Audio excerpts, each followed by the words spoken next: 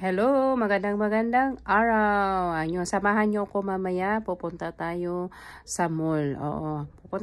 Pupunta tayo sa mall. Before that, pupunta muna tayo sa ating appointment. Okay. At meron akong ipapakita na bago pong view na hindi lang dito sa bahay, guys. Ayan, para naman hindi kayo magsasawa makikita kung anong meron kami dito sa loob ng bahay. Tapos mamaya makikita nyo ang bagong video ko. Ayan, let's go! Hello everyone! Welcome to my vlog, Moms and Daughter Vlogger. Ito po ang aking page, guys. Kung gusto nyo pong mag-subscribe sa aming YouTube channel, ang aming YouTube channel are Moms and Daughter Vlog in Canada. Kasama ko si Ann. Oo. Minsan kasama ko si Ann, minsan hindi. Kaya nga tinatawag na Moms and Daughter Vlog in Canada. Ayan.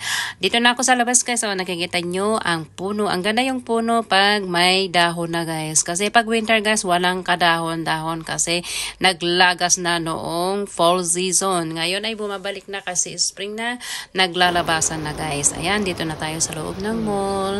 Ito yung tinatawag na Guilford Mall. Pag sinerch nyo yan sa mga malapit dito, guys, puntahan nyo nga ngayon. Ito yung bagong shop ng Guilford Mall. Napakaganda sa loob, guys.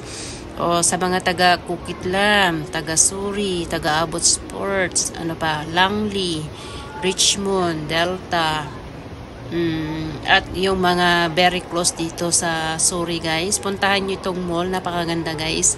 Ang gandang magpa-picture-picture dito sa loob, guys. Meron din silang indoors playground dito, guys, dito sa loob ng mall. Maraming bata ngayon dyan, guys, naglalaro. Hindi ko lang siya kinuha ng video, baka kasi magalit ang kanilang magulang. So, alam nyo dito sa coffee shop, guys, ito yung bagong coffee shop sa loob ng Guilford Mall. Ayan, napakaganda, guys. I-search nyo, Guilford Mall. I-GPS nyo at pag malapit kayo, madali lang to mahanap, guys. Kung makakahanap kayo ng spot sa parking dito, free naman, wala pong bayad sa hindi po nakakalam. Sa mga baguhan, guys, ayan, punta kayo dito, maganda. Dito kayo mag-rest kasama nyo sa imbitahin nyo yung mga friends nyo, guys, family nyo. Tapos kung meron kayong pamangkin, dalhin nyo sa indoors playground. Meron silang playground dito, guys. Yung play park para sa mga bata. Sa baba ng London Drugs yun. Nabubulol tuloy ako. Ayan. Tapos sa London Drugs, guys, nakasarado, guys. Mayroon daw nagkaroon ng problema. Gusto ko sanang mag-load. Loadan ko sana ang aking Compass card, pero nakasarado sila, guys. Kaya hindi raw pwede.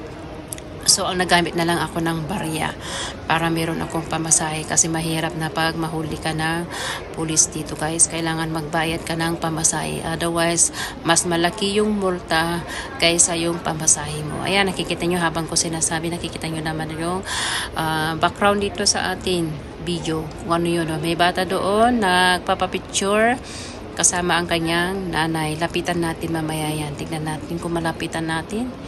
Lapitan natin, guys. Ayan, ang ganda yung yan. Ano ba tawag yan?